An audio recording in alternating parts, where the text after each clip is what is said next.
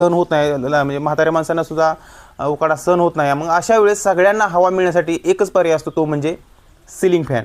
आणि आज आपण या सिलिंग फॅनला रिचार्जेबल सिलिंग फॅन बनवणार आहे. म्हणजे आपण त्या फॅनला रिचार्ज करून कशा पद्धतीने वापरू शकतो, आणि ते पण थोड्या वेळासाठी नाही तर तब्बल 2.5 ते 3 तासासाठी आपण एक सिलिंग फॅन कशा पद्धतीने यूज करू शकतो याबाबतचं मी एक जुगाड बनवलेला आहे.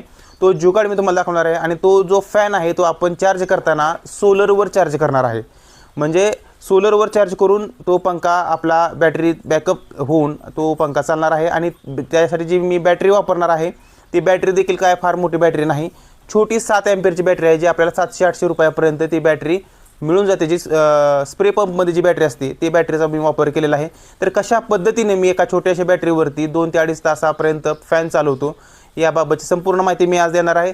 तर व्हिडिओ संपूर्ण बघा. चला तर मग पाहूया.